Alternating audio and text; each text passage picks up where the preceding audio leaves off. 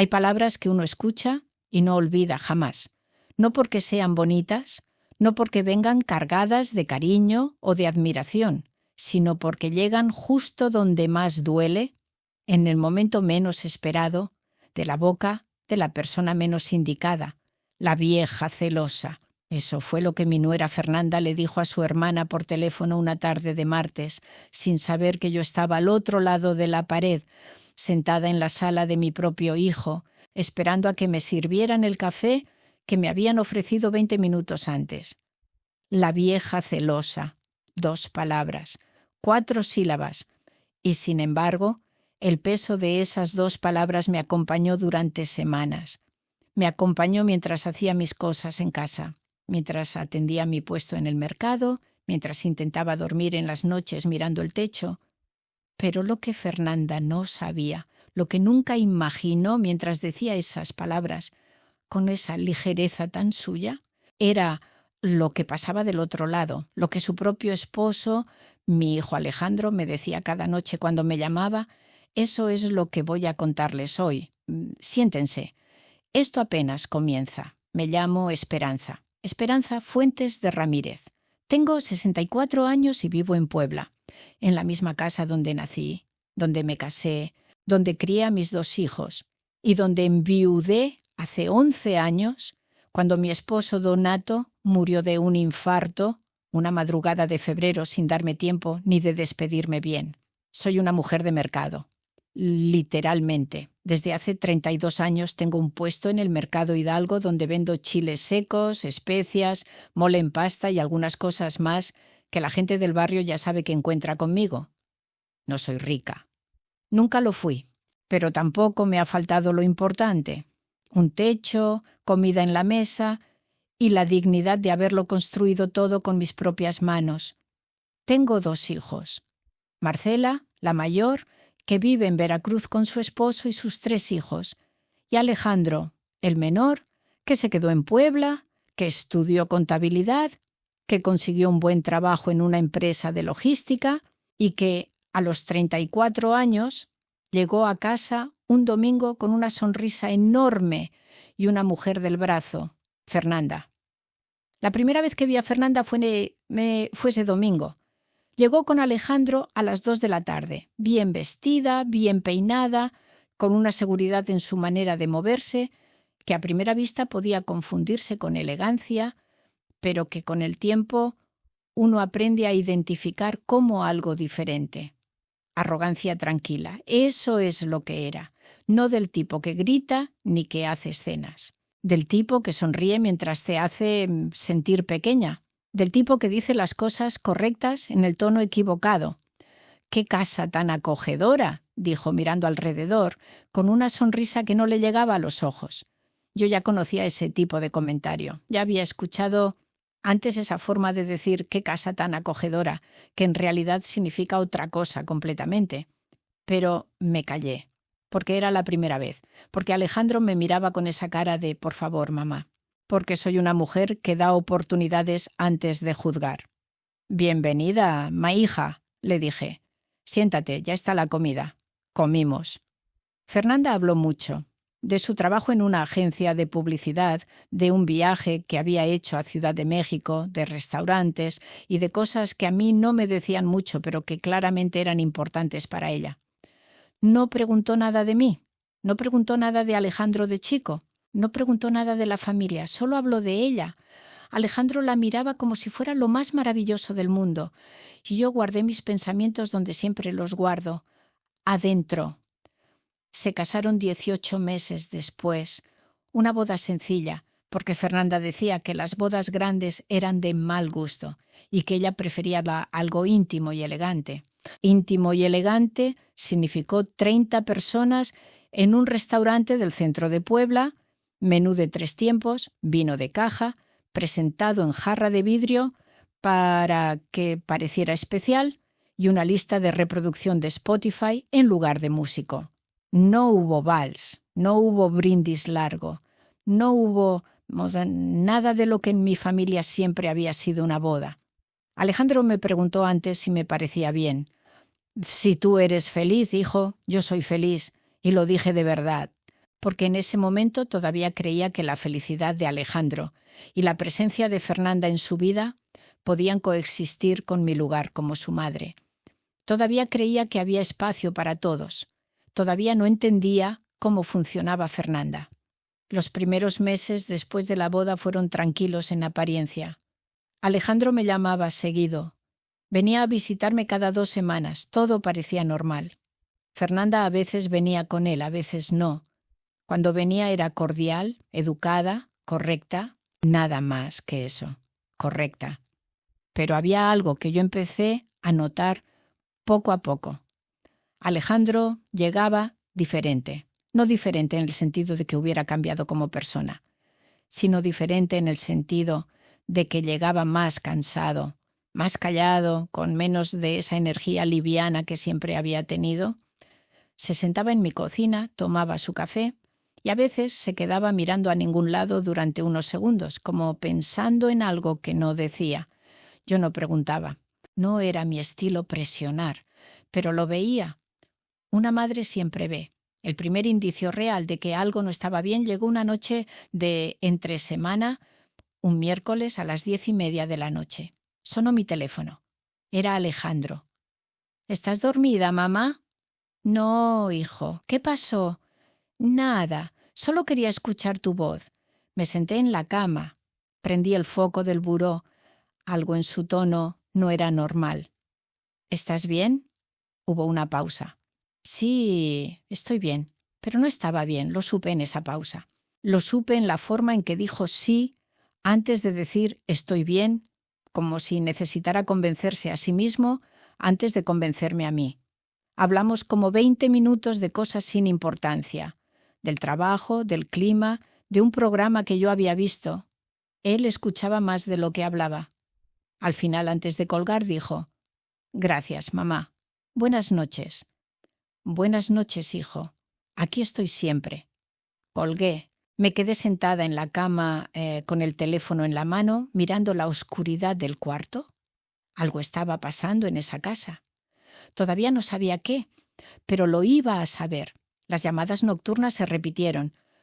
No todas las noches, pero sí con una frecuencia que fue creciendo. Miércoles, luego viernes, luego un martes, luego 2 veces en la misma semana. Siempre tarde, siempre con esa voz que sonaba a persona que necesita hablar, pero no sabe cómo empezar. Yo esperaba. Le daba espacio, lo escuchaba. A veces hablábamos de cosas concretas, a veces solo de nada, y yo entendía que el nada era en realidad todo. Hasta que una noche, un jueves a las 11, algo cambió. Alejandro llamó y esta vez no habló de nada liviano.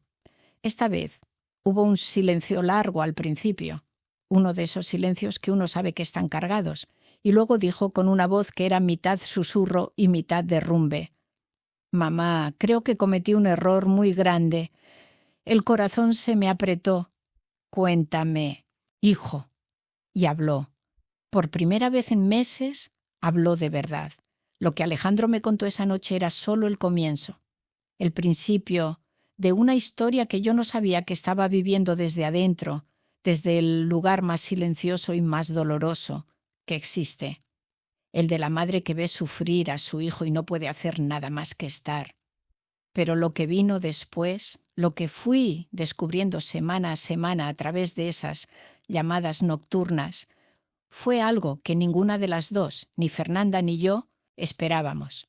Porque mientras Fernanda me llamaba la vieja celosa con su hermana por teléfono, su esposo me llamaba a mí llorando.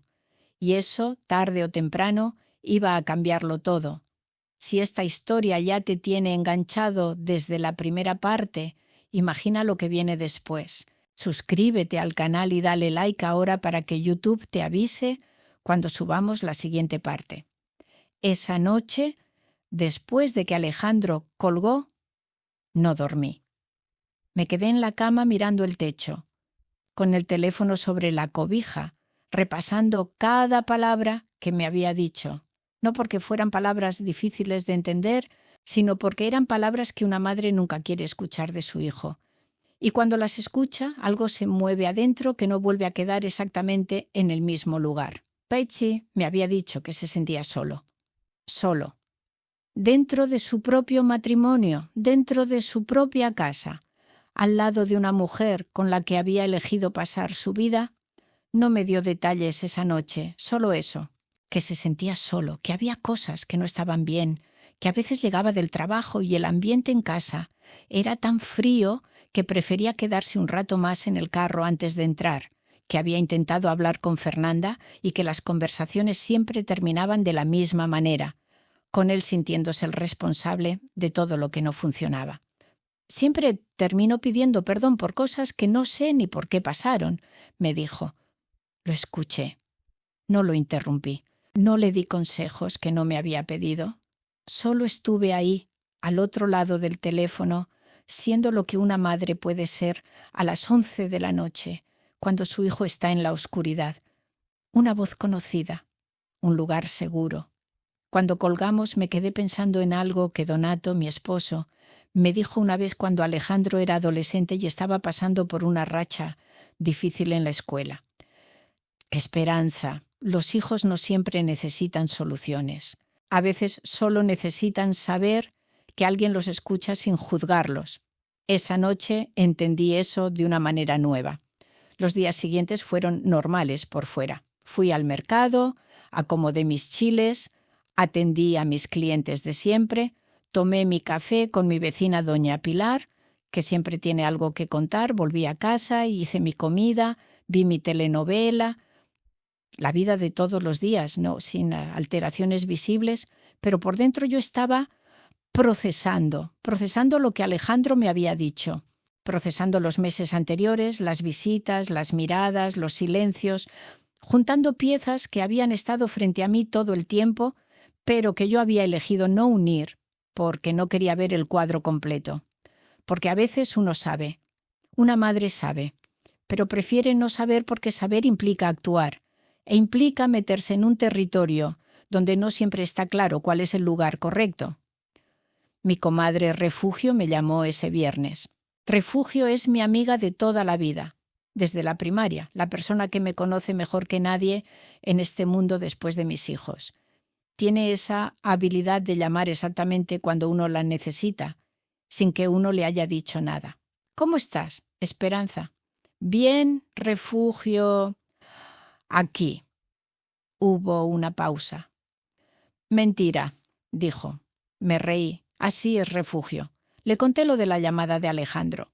No todo, porque hay cosas de los hijos que uno protege, incluso con los amigos más cercanos. Pero le conté lo suficiente para que entendiera. Refugio me escuchó y luego dijo algo que se me quedó grabado. Esperanza, tú no puedes resolver lo que pasa en ese matrimonio. Pero puedes ser el ancla, el lugar al que él sabe que puede volver cuando las olas están muy altas. Eso es lo que estoy tratando de ser. Entonces ya estás haciendo lo correcto. Lo demás no depende de ti. Colgué sintiéndome un poco más en paz. Pero solo un poco. Fue 2 semanas después de esa primera llamada nocturna cuando ocurrió lo de la tarde del martes.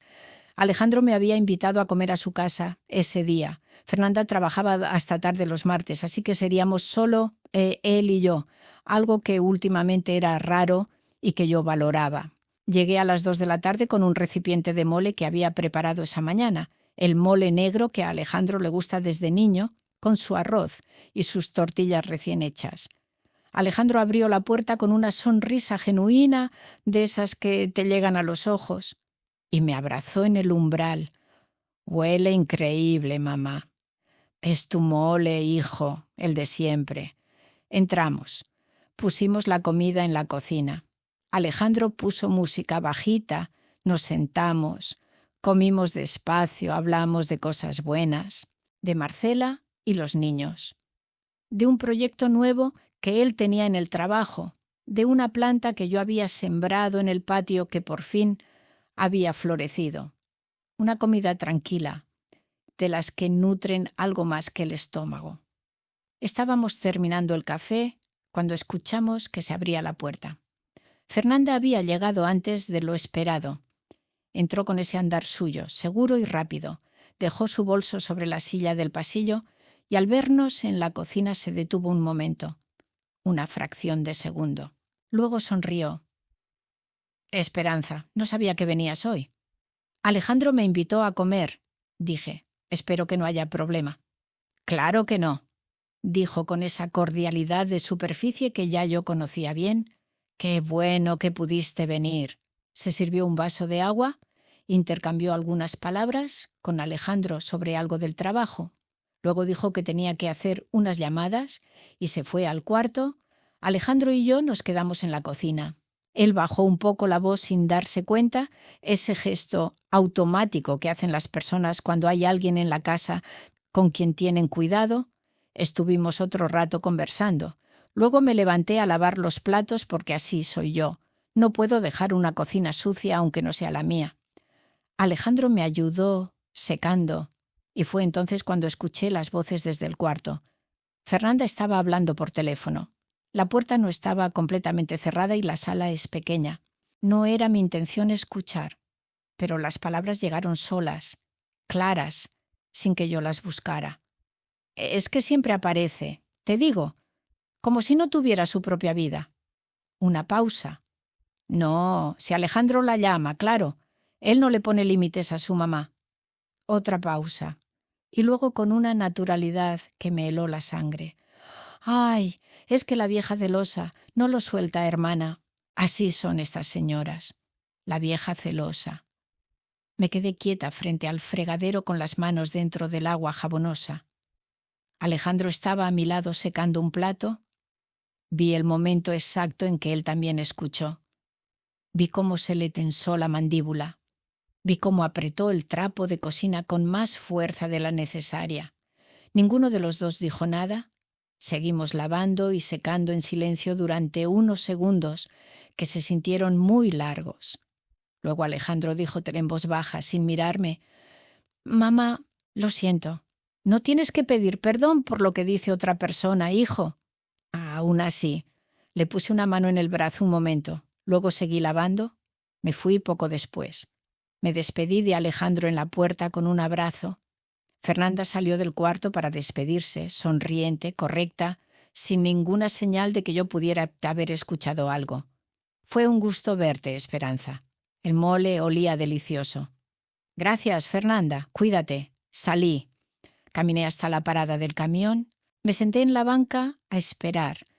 Y ahí sola, con el ruido de la calle de Puebla a mi alrededor, con el sol de la tarde cayendo sobre las banquetas, me permití sentir lo que había estado sosteniendo desde que escuché esas palabras.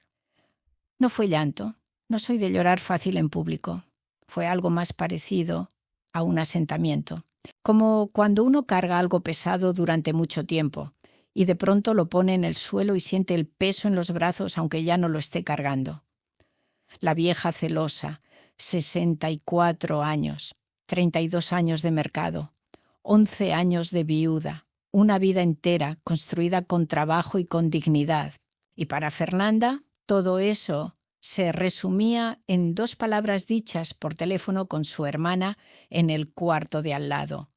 Pero mientras el camión llegaba y yo subía y me acomodaba en el asiento junto a la ventana, pensé algo que me dio una calma extraña. Fernanda me había llamado la vieja celosa, pero esa misma noche, como casi todas las noches últimamente, Alejandro me iba a llamar. Y lo que me decía en esas llamadas no tenía nada que ver con los celos, tenía que ver con algo mucho más profundo, algo que Fernanda no veía, o que veía y prefería ignorar. Esa noche Alejandro llamó a las 10:15. No mencionó lo de la tarde. No habló de lo que había pasado en la cocina, ni de las palabras que los dos habíamos escuchado. Y yo tampoco lo mencioné, porque hay momentos en que el silencio compartido dice más que cualquier conversación. Hablamos de otras cosas. Pero había algo diferente en su voz esa noche, una tensión nueva, más cercana a la superficie que otras veces. Hacia el final de la llamada, cuando ya nos estábamos despidiendo, me dijo algo que me quedé pensando toda la noche. «Mamá, ¿tú crees que una persona puede querer a alguien y al mismo tiempo sentirse completamente invisible para esa persona?» Me quedé callada un momento. Sí, hijo, creo que sí puede pasar. ¿Y qué hace uno con eso? No supe qué responderle de inmediato, así que le dije lo más honesto que pude.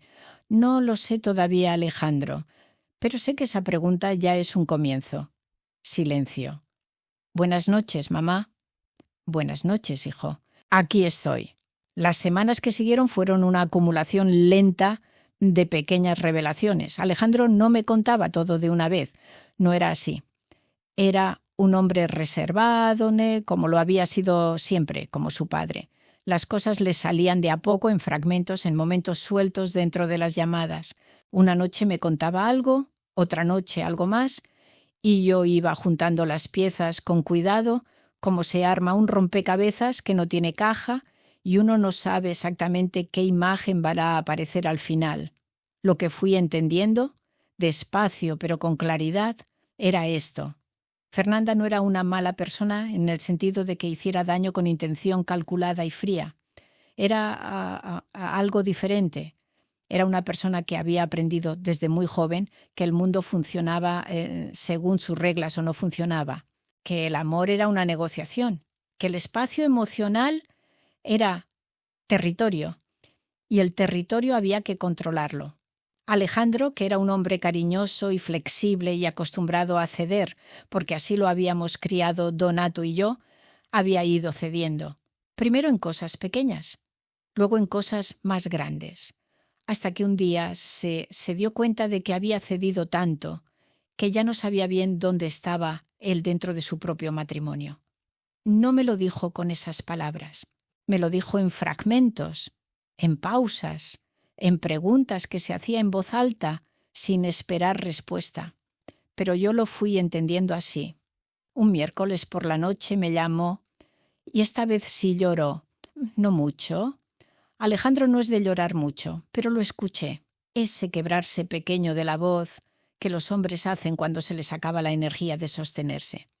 Me dijo que había intentado hablar con Fernanda esa tarde, que le había dicho que se sentía distante de ella, que necesitaba que se conectaran más, que extrañaba sentir que eran equipo, y que Fernanda le había respondido que él era demasiado sensible, que exageraba, que todos los matrimonios eran así después de los primeros años, y que él tenía expectativas irreales porque su mamá lo había malcriado.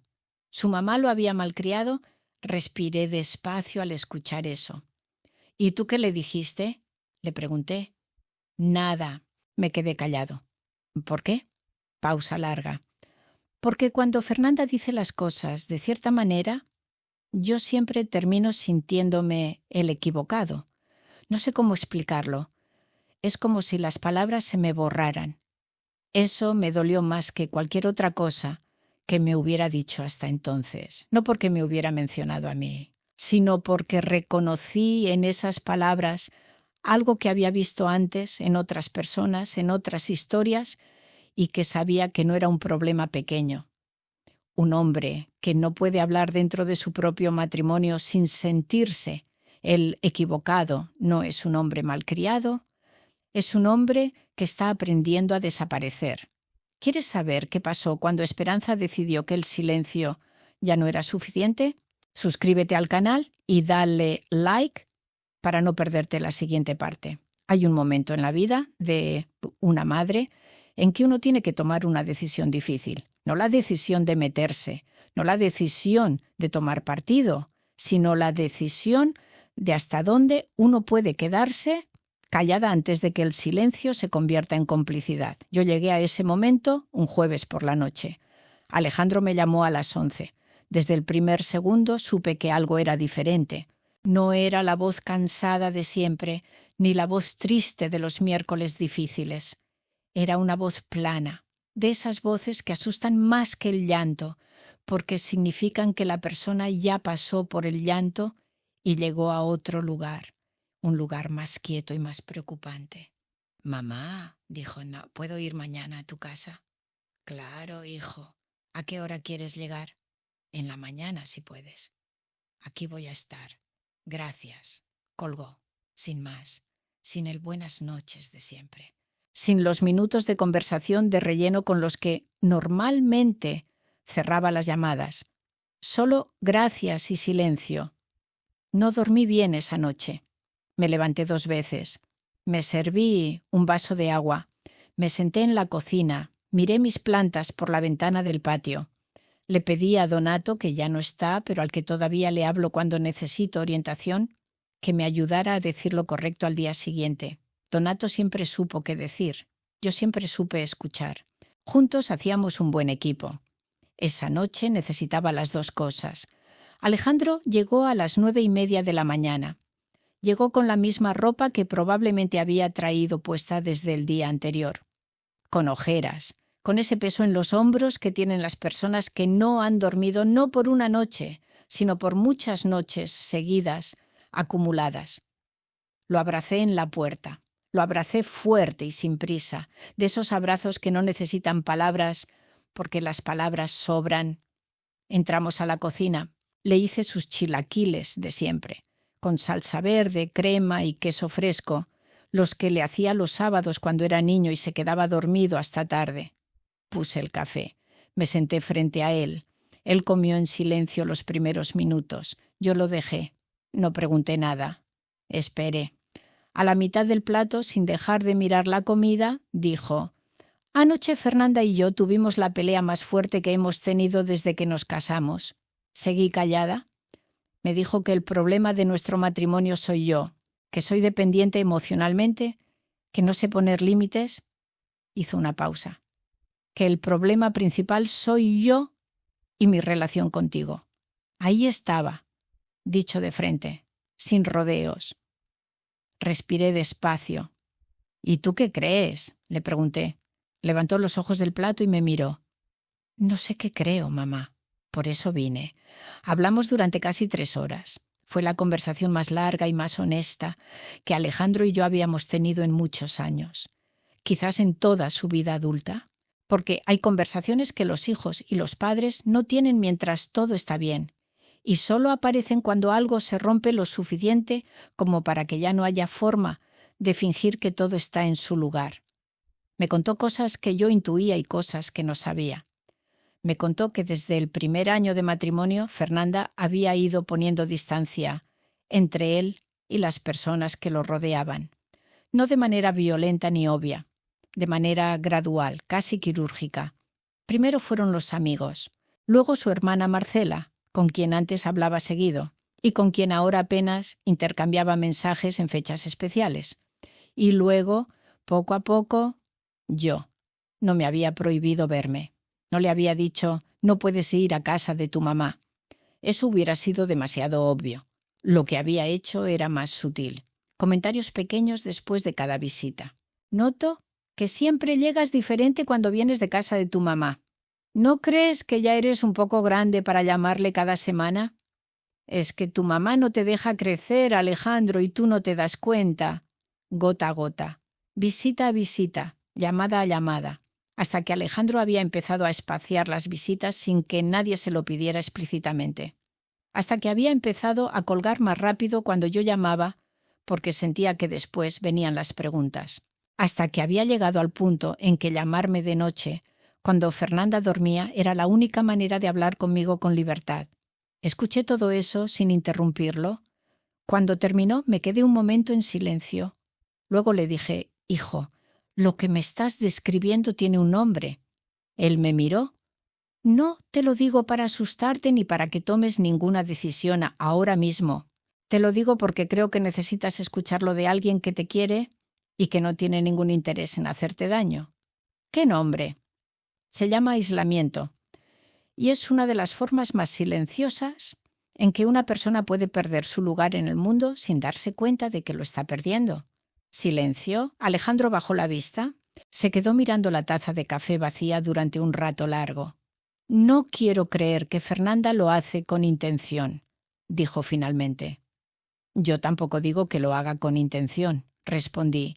«A veces las personas hacen daño sin saber que lo están haciendo. Eso no lo hace menos real». Hubo un momento durante esa conversación en que Alejandro me preguntó algo que me costó responder. «Mamá, ¿tú la odias?». Lo miré. No, le dije, y lo decía en serio. No la odio. No tengo energía para odiar a nadie, Alejandro. Soy una mujer de 64 años que tiene un puesto en el mercado y plantas en el patio y muchas cosas más importantes en que gastar mis fuerzas.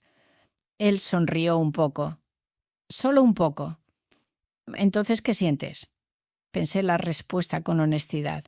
Siento preocupación por ti, no por el matrimonio, no por ella, sino por ti, porque el hijo que yo crié sabía quién era, sabía lo que valía, y el hombre que llegó esta mañana a mi cocina con ojeras y ropa del día anterior me parece que ha olvidado algunas cosas importantes sobre sí mismo.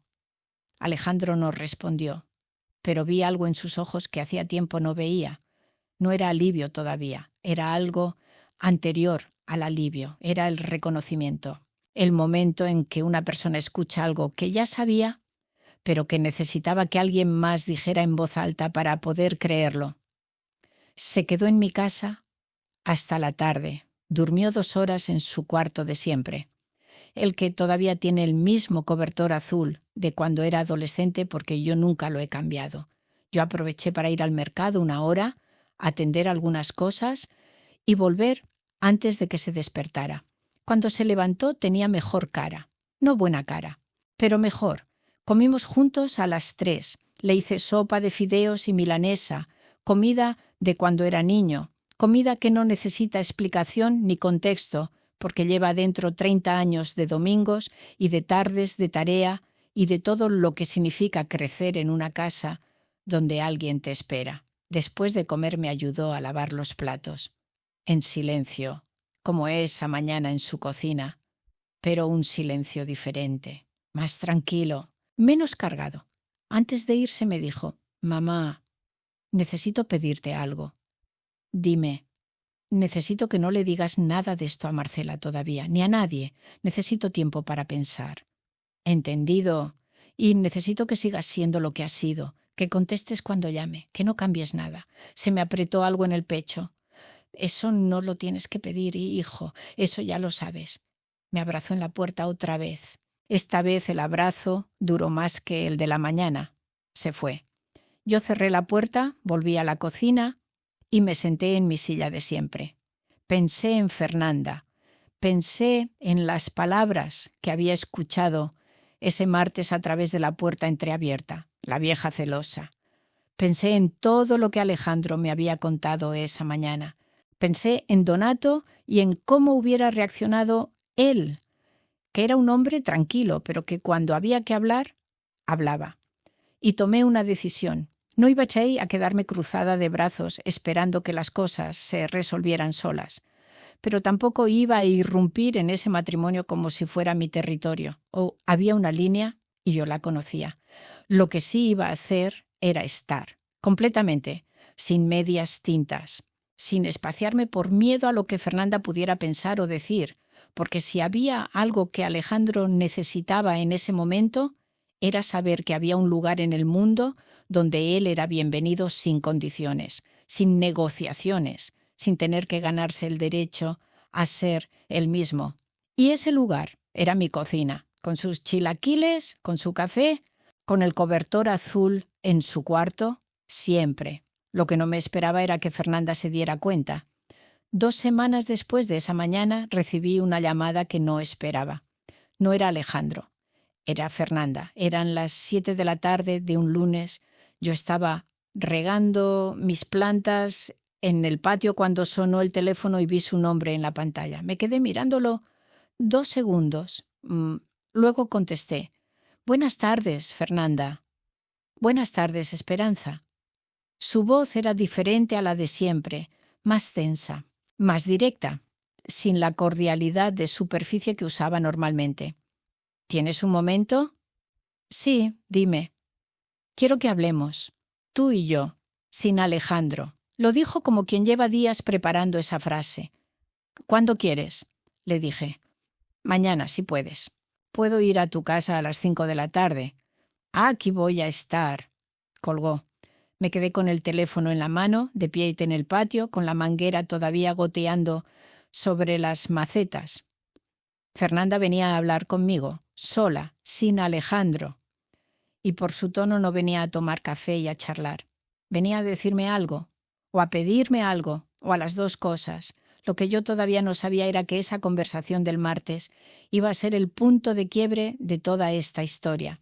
El momento en que todo lo que había estado moviéndose por debajo, lento y silencioso, como el agua bajo la tierra, iba a salir finalmente a la superficie, y que ninguna de las dos, ni Fernanda ni yo, íbamos a salir de esa conversación siendo exactamente la misma persona que había entrado. Lo que Fernanda le dijo a Esperanza esa tarde es algo que no te puedes perder. Suscríbete al canal y dale like ahora para que no se te escape la siguiente parte. El martes amaneció nublado. Puebla tiene esos días de cielo gris que no terminan de decidir si van a llover o no, y que se quedan así toda la mañana con esa luz difusa que lo hace todo ver un poco más serio de lo que es. Me levanté temprano, como siempre.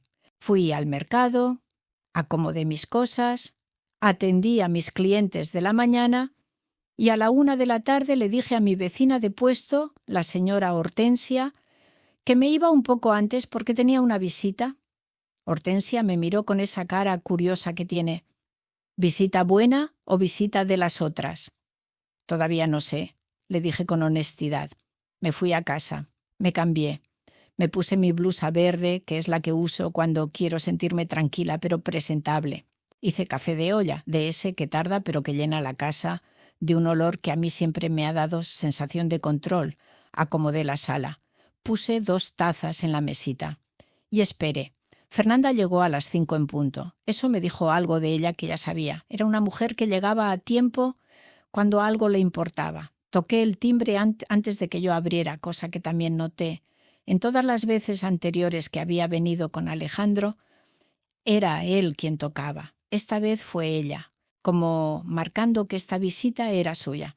Abrí la puerta. Estaba vestida más sencilla que de costumbre, sin el bolso de marca, sin los tacones altos, pantalón oscuro, blusa gris, flats, como alguien que había elegido conscientemente no llegar armada de apariencias. Eso también lo noté. «Pásale, Fernanda». «Gracias, Esperanza». Entró, miró la sala un momento, esa sala que había visto otras veces pero que quizás nunca había mirado de verdad.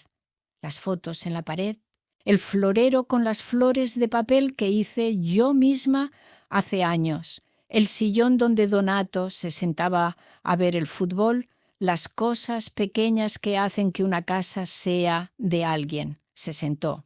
Yo le serví el café, me senté frente a ella y la dejé hablar. Fernanda no fue al punto de inmediato. Primero hubo unos minutos de conversación de entrada, cosas sin peso, el clima, el café, un comentario sobre el trayecto. Yo la seguí en eso sin apurarla. Sabía que estaba tomando impulso. Cuando llegó al punto lo hizo directo. «Esperanza, sé que Alejandro te llama seguido». De noche, principalmente. No era una pregunta, era una afirmación. Lo sabía. «Sí», dije sin negarle nada. «Me llama. Soy su mamá». «Lo sé», dijo, «y no te estoy llamando por eso». Hizo una pausa. «Te estoy llamando porque creo que hay cosas que están pasando en mi matrimonio que tú sabes y que yo no sé. Y eso me parece que no está bien». La miré. «¿Qué quieres decir exactamente?» «Quiero decir que mi esposo habla más conmigo cuando está contigo que cuando está conmigo». Lo dijo sin dramatismo, casi con frialdad clínica, pero debajo de esa frialdad yo escuché algo que no esperaba escuchar. Dolor genuino, y eso me dice que algo está fallando. No sé si en él, no sé si en mí, no sé si en los dos, pero algo está fallando. Silencio.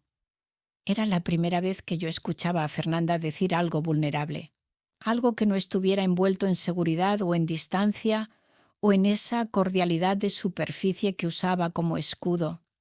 Algo real. No supe si era el momento de hablar o de seguir escuchando. Elegí escuchar un poco más. Fernanda siguió. Me dijo que la semana anterior había encontrado el teléfono de Alejandro sobre la mesa mientras él estaba en el baño, y que sin buscarlo había visto la pantalla encendida con el historial de llamadas. Mi nombre, noche tras noche, fechas que cubrían meses enteros. No había leído los mensajes. Me lo dijo y le creí, porque había algo en su manera de decirlo que era demasiado específico para ser mentira. No los leí porque no quise, dijo. Pero ver esa lista me hizo entender algo que llevaba tiempo sin querer ver. ¿Qué cosa?, le pregunté. Que Alejandro está buscando en otro lado algo que no está encontrando en casa. Lo dijo con una calma que debió costarle mucho. Me quedé mirándola un momento. Esta mujer, que había llegado a mi vida hace 3 años con sus tacones y su seguridad y sus comentarios de doble filo. Esta mujer, que le había dicho a su hermana que yo era la vieja celosa. Esta mujer que había ido poniendo distancia entre mi hijo y el mundo que lo rodeaba, quizás sin saber del todo lo que estaba haciendo.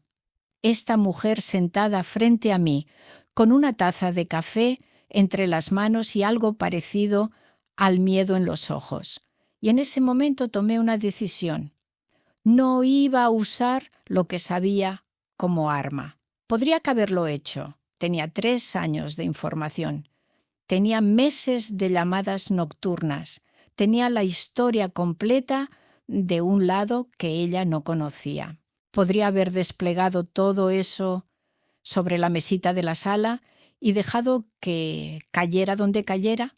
No lo hice, porque no era eso lo que Alejandro necesitaba. Y porque en el fondo, aunque me hubiera costado admitirlo en otro momento, no era eso lo que yo quería tampoco. Fernanda, le dije con la misma calma con que ella había hablado, te voy a decir algo con respeto y con honestidad, porque creo que eso es lo que mereces y lo que esta conversación necesita. Ella asintió, los ojos fijos en mí. Alejandro me llama de noche porque necesita hablar y no sabe cómo hacerlo contigo. No porque yo lo busque, ni porque yo lo llame, ni porque quiera estar en medio de su matrimonio, sino porque hay algo en cómo están llevando las cosas que lo hace sentir que no puede decir lo que piensa dentro de su propia casa. Fernanda abrió la boca, la cerró. Eso no es culpa tuya completamente, continué, ni es culpa suya completamente.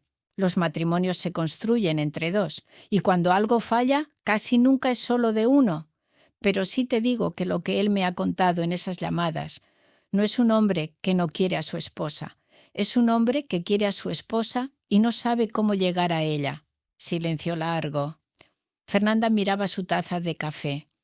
Tenía la mandíbula tensa de esa manera que tienen las personas cuando están procesando algo que les duele, pero que saben que es verdad. ¿Por qué no puede decirme eso a mí?, preguntó, y esta vez la voz le salió diferente, más pequeña. Esa es la pregunta correcta, le dije. Y esa es la conversación que los dos necesitan tener. Hubo un momento de quietud entre las dos que se sintió diferente a todos los silencios anteriores que habíamos compartido. No era el silencio incómodo de la primera comida, ni el silencio tenso de las visitas con Alejandro de por medio. Era un silencio de 2 personas que por primera vez estaban mirando la misma cosa desde el mismo lado. Fernanda dejó la taza sobre la mesita, se recargó hacia atrás en el sillón y dijo algo que no esperaba. Yo sé que no he sido fácil contigo, Esperanza. Lo dijo sin preámbulo, sin rodeos. Sé que he dicho cosas y he hecho cosas que no estuvieron bien. Pausa. No voy a fingir que todo fue sin querer porque no sería honesto. Si hubo momentos en que actué desde un lugar que no era el correcto. La miré. ¿Por qué me lo dices ahora?, pensó la respuesta. Porque estoy asustada, dijo finalmente. Porque me está costando más de lo que pensaba admitir que algo en mi matrimonio se está cayendo. Y porque creo que seguir peleando con la mamá de mi esposo es la manera más tonta de gastar mi energía cuando el problema real está en otro lado. No era una disculpa perfecta, no era una declaración de culpa completa, ni una petición de perdón elaborada. Era algo más honesto que todo eso.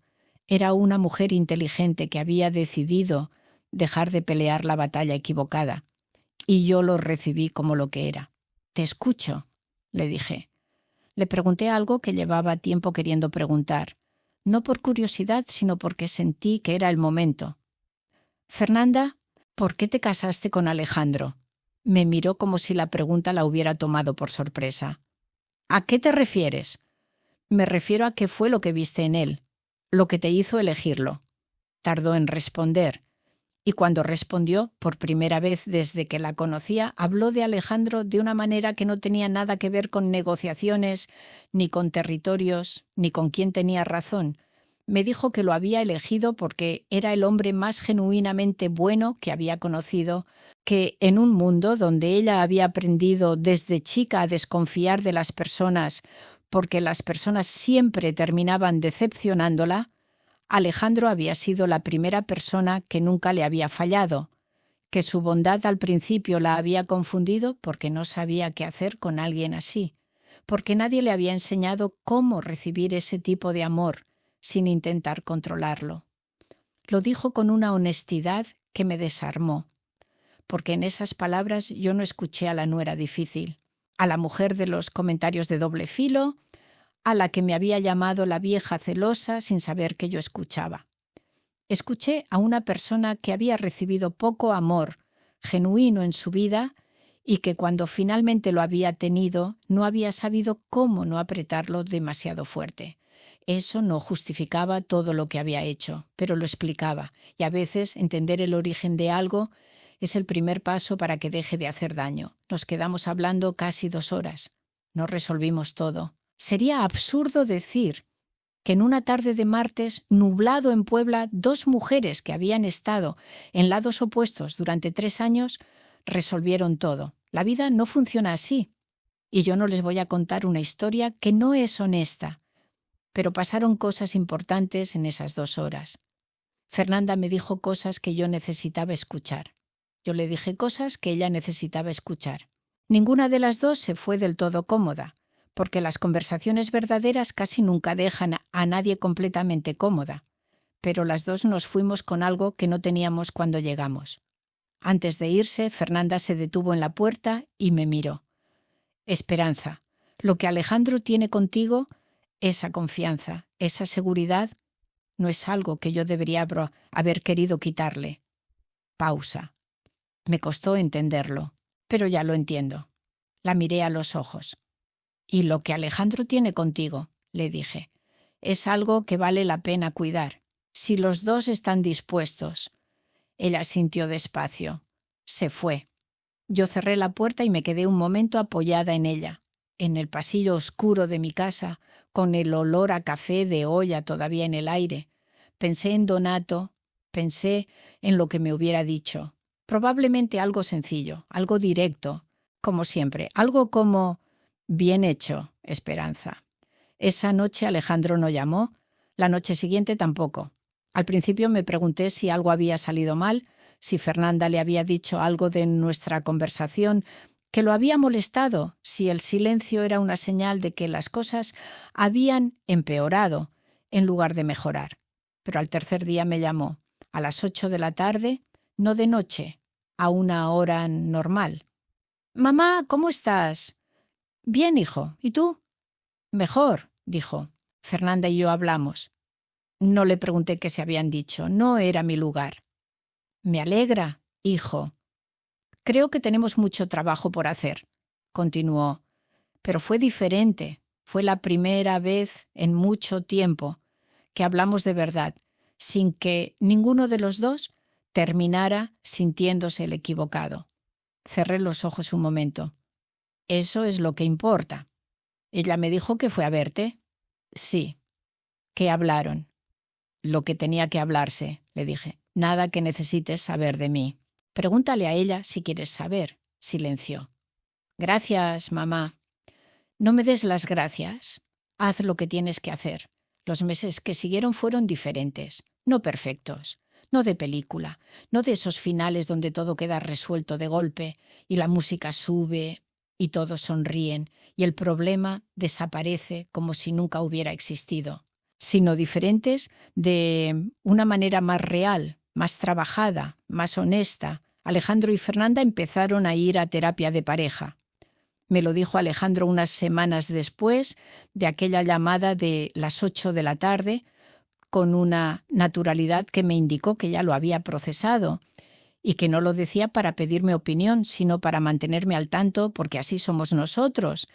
Así ha sido siempre nuestra manera de estar en la vida del otro. Empezamos la semana que viene, me dijo. Los dos estuvimos de acuerdo en que necesitamos un espacio donde hablar con alguien que no sea ninguno de los dos. Me parece bien, hijo. ¿De verdad? ¿De verdad? ¿Es una decisión madura y valiente? Hubo una pausa breve. Fernanda tenía miedo de que no te pareciera bien, que pensaras que era innecesario o que las cosas de la familia se resuelven en la familia. Me quedé pensando eso un momento. La vieja esperanza, la de hace 3 años, quizás hubiera tenido algo de ese pensamiento, esa idea de que los problemas de la casa se quedan en la casa, que la ropa sucia se lava adentro, que uno no necesita extraños para resolver lo que es de uno. Pero la esperanza de ahora había visto demasiado. Había escuchado demasiadas noches a su hijo con esa voz plana que asusta más que el llanto. Había sentado en su sala a una mujer que no sabía cómo recibir amor sin asfixiarlo. Aio ha entendido que a veces los problemas que se quedan demasiado tiempo adentro se pudren. Dile a Fernanda que me parece bien, le dije. Ay, que espero que les ayude. Las llamadas nocturnas fueron espaciándose, no desaparecieron de golpe. Eso hubiera sido raro. Pero fueron cambiando. Fueron siendo menos urgentes, menos cargadas, menos de ese tono que me quitaba el sueño. Fueron siendo más normales, más del tipo de llamadas que un hijo le hace a su madre porque quiere hablar, no porque necesita un salvavidas. Eso me dio más alivio que cualquier otra cosa, porque lo que yo siempre había querido, lo que cualquier madre quiere en el fondo, no es ser necesaria por desesperación, es ser elegida, que el hijo llame porque quiere escuchar tu voz, no porque no tiene a dónde más ir. Cuando Alejandro empezó a llamar así, supe que algo estaba sanando. Con Fernanda las cosas fueron más lentas. Eso era de esperarse. No hubo una transformación de un día para otro. No hubo una nueva Fernanda que de pronto llegara a mi casa con flores y me llamara mamá y todo lo anterior quedara borrado. Eso no existe. Y si existiera yo no me lo creería. Lo que hubo fue algo más modesto y más valioso. Un esfuerzo visible. Un domingo de octubre, Alejandro me llamó para invitarme a comer a su casa. Como antes, como en los buenos tiempos. Le dije que sí. Llegué con un recipiente de arroz con leche que había preparado esa mañana, que es el postre favorito de Alejandro desde que tiene memoria. Fernanda abrió la puerta. Me saludó con 2 besos, como siempre. Pero esta vez había algo diferente en cómo lo hizo. No la cordialidad de superficie de antes, ese saludo correcto y vacío. Era algo más cercano a un saludo real, pequeño, todavía con sus bordes, todavía con la distancia que una persona como ella necesita para sentirse segura, pero real. Pásale, Esperanza, ya casi está la comida. Entré. La casa olía diferente a otras veces, olía a comida de verdad, a guiso. ¿Qué hiciste?, le pregunté. Pollo en salsa de chile pasilla, dijo con algo que en otra persona hubiera llamado orgullo tímido. Le pregunté a Alejandro cuál era tu guiso favorito. Me quedé un momento sin saber exactamente qué decir. Es mi favorito, confirmé. Pues, ¿cómo lo aprendiste? Vi videos, dijo sin darle más drama del necesario. 3 veces el mismo video hasta que me quedó claro. Alejandro estaba en la sala, fingiendo que no escuchaba, pero vi su sonrisa de lado. Me senté a la mesa, comimos. La conversación no fue fácil ni fluida como con las personas de toda la vida, pero tampoco fue tensa. Fue una comida de personas que están aprendiendo a estar en la misma mesa sin necesidad de ganarle nada a nadie. El pollo estaba bueno. Se lo dije con honestidad. Fernanda recibió el comentario con una seriedad que yo ya reconocía como su manera de recibir las cosas buenas sin saber todavía cómo celebrarlas. Pero las recibía. Eso ya era mucho. Mi comadre Refugio me preguntó, un par de meses después de todo aquello, cómo me sentía con la manera en que habían resultado las cosas. Nos habíamos sentado en mi patio una tarde con café y pan de dulce, como hacemos cuando necesitamos hablar sin apuro. El sol estaba bajando detrás de la barda y la bugambilia que tengo en la esquina estaba, llena de flores rosas que ese año habían salido especialmente abundantes. Oh, ¿cómo me siento? Repetí la pregunta porque era de esas que merecen pensarse antes de responderse. Agotada, todavía, aliviada, bastante, y aprendida, más que nada. ¿Qué aprendiste? Me quedé mirando las flores de la bugambilia un momento. Aprendí que las personas difíciles casi siempre son personas lastimadas, dije. No todas, no siempre, pero muchas veces sí. Y que eso no les quita la responsabilidad de lo que hacen, pero sí cambia la manera en que uno puede responderles. Refugio me escuchó. También aprendí que estar presente no es lo mismo que entrometerse, que ser el ancla de alguien no es quitarle libertad, y que cuando uno quiere de verdad a una persona, lo mejor que puede darle a veces no es la solución, sino el espacio para que la encuentre. ¿Y Fernanda? Preguntó Refugio. Pensé en ella, en la mujer de los tacones y el bolso de marca que había llegado a mi vida hace 3 años. En la mujer que me había llamado la vieja celosa sin saber que yo escuchaba. En la mujer que había llegado a mi sala un martes nublado con ropa sencilla y miedo genuino en los ojos. En la mujer que había visto 3 veces el mismo video para aprender a hacer pollo en salsa de chile pasilla. Fernanda es una obra en proceso, dije, como todas. Como yo misma. Refugio sonrió. ¿La perdonaste? Estoy en eso, dije con honestidad. El perdón no es un interruptor que uno enciende y ya. Es un camino. Algunos días camino más rápido que otros. ¿Pero vas por el camino? Voy por el camino. Hubo algo que Fernanda hizo meses después que no me esperaba y que no he contado todavía. Un domingo llegó sola a mi casa, sin Alejandro. Tocó el timbre a las 11 de la mañana. Abrí la puerta. Traía en las manos una bolsa de plástico del mercado. La levantó un poco como mostrándola. Compré chiles anchos y mulatos, dijo. Y Alejandro me dijo que tú sabes hacer mole negro de verdad. No de los videos, de los de verdad. La miré. Quiero aprender, dijo. Si quieres enseñarme. No lo dijo fácil. Se notaba que esa frase le había costado. Que llegara a mi puerta sola, con su bolsa del mercado, y su petición directa había requerido de ella un tipo de valor que quizás no era el que uno normalmente reconoce como tal, pero que lo era. Me hice a un lado. «Pásale», le dije. «El mole tarda 3 horas. Más vale que empecemos». Entró. Pasamos esa mañana en mi cocina, las dos, con los chiles y la olla grande, y el olor que fue llenando la casa poco a poco. Yo le explicaba, ella preguntaba. No hablamos de todo lo que había pasado. No hicimos un repaso de los últimos 3 años, ni pusimos todo sobre la mesa para analizarlo. Solo hicimos mole, y a veces hacer algo juntas es la conversación más honesta que 2 personas pueden tener. Cuando terminamos y probamos el resultado, Fernanda me miró con una expresión que yo no le había visto antes. «Está bueno», dijo. «Está muy bueno», la corregí. «Para ser la primera vez, está muy bueno». Ella no sonrió de inmediato.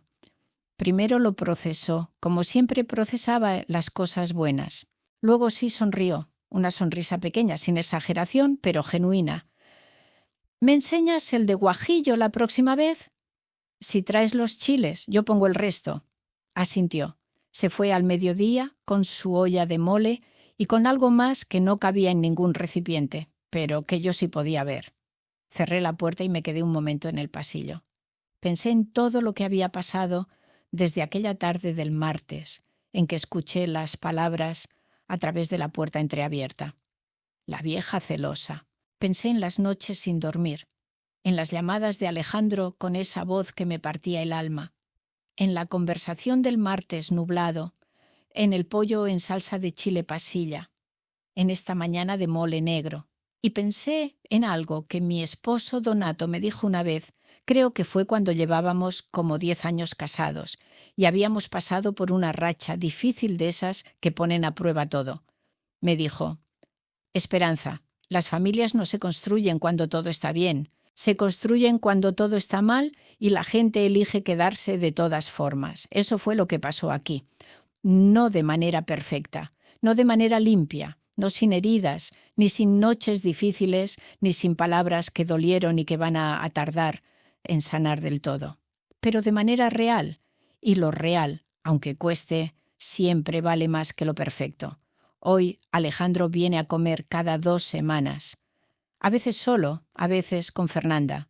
Cuando viene con ella, hay algo en cómo se mueven juntos que es diferente a antes. No sé si es la terapia, no sé si es el tiempo, no sé si son las conversaciones que yo no escucho y que no me corresponde escuchar. Probablemente es todo junto, pero se los ve más parejos, más equipo.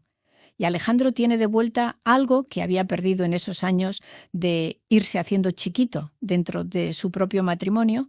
Tiene de vuelta esa ligereza, esa manera de reírse sin medir primero si está bien reírse.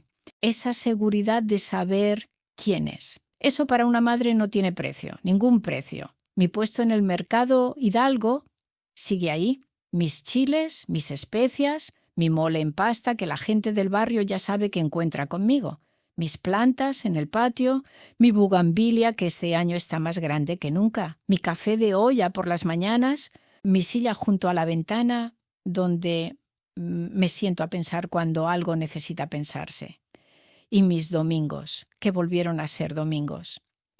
Soy Esperanza Fuentes de Ramírez.